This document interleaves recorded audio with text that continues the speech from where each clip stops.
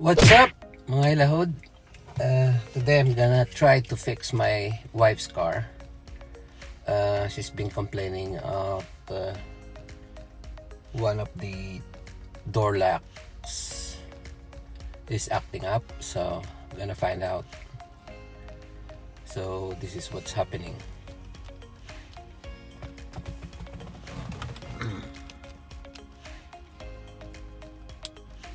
So I have the key fob here, and when you press lock and unlock, see, it's not working.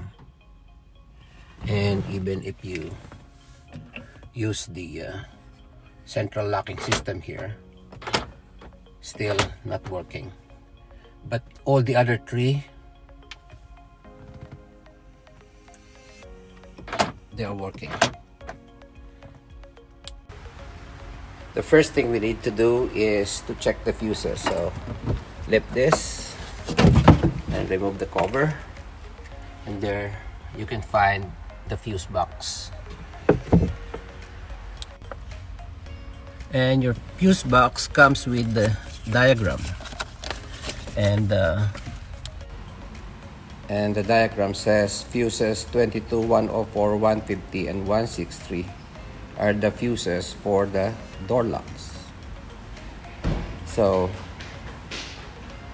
and if you flip it over, you can see where the fuses are located in relation to the car. So fuse number 22 is in the engine bay area, and all the rest are here back in the luggage compartment in the trunk. Okay. First, you need to remove this. I already loosened it up, and then there's like snaps here where you unlock the cover.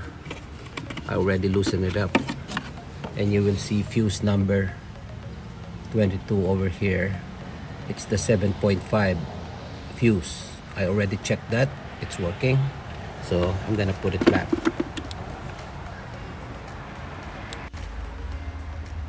The fuses 104, 150 and 163 are all back here, and I already checked them out and they turn out to be okay.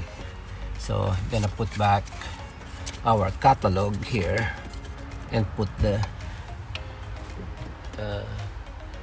everything back.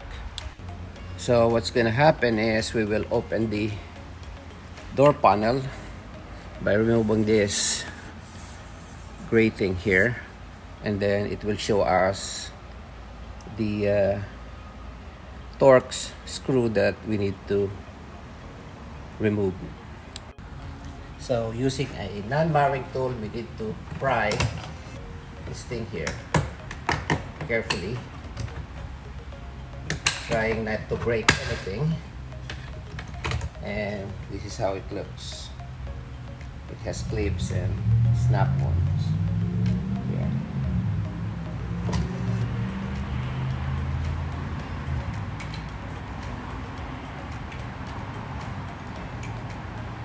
So I'm gonna put it back.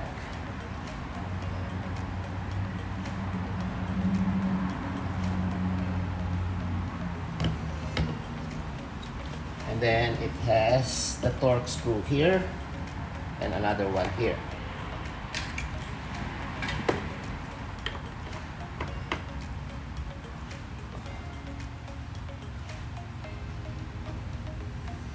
It's I'm using TX20.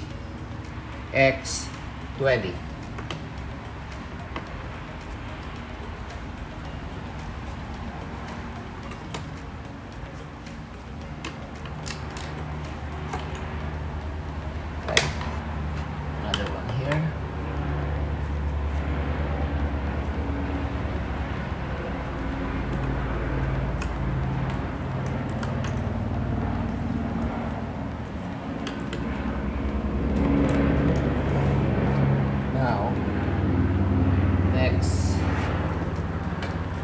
Use your pry bar.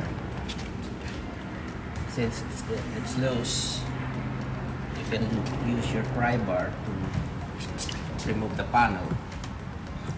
I need a bigger one.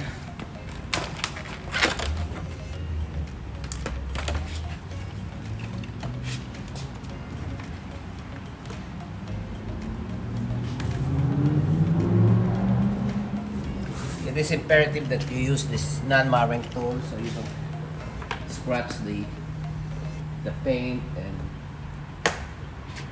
the panel.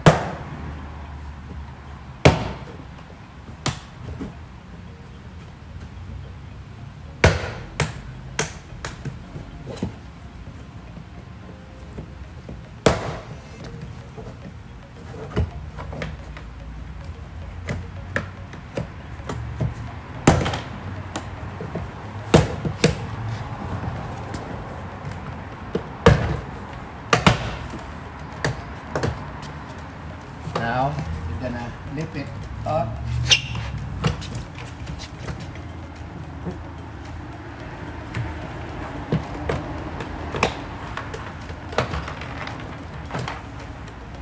Okay. And there's some wires here. All the electrical connections that you may or you may not remove, because we only need to concentrate here. So I'm just gonna remove one by just pulling it out like that.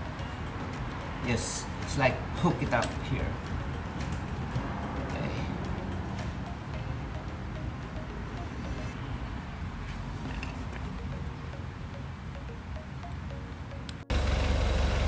Okay, what happened was I tried to close the door with the windows open so I can open it from here, from the outside the handle. And then I tried my key, my fob key, to open it up, and it works. So before you buy the actuator, after checking the fuse, before you buy the actuator and have it replaced or bring it to the dealership, I tried spraying it with silicone lubricant here. Don't worry, the electrical components are down here, but I tried to just spray it a little bit. And that happens, I heard something that it usually happens when the temperature is dropping down. So probably the grease is kind of getting sticky during winter time. So before you dismantle everything, before you have it replaced, the actuator, and bring it to the dealer and charge you hundreds and hundreds of dollars, try to open it and lubricate it. That's what I did.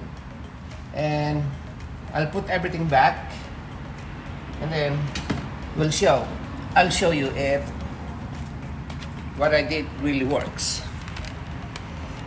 Okay, everything has been put back except the gray LASIK cover here. Before I closed it, before I put everything back on its final stage, I'm gonna try to see if the lock is working now. Oh, see? Now it's working. It's a good idea that before you buy the actuator, check the fuses and open it up, open the door panel, and lubricate some of the moving components, because like what I told you,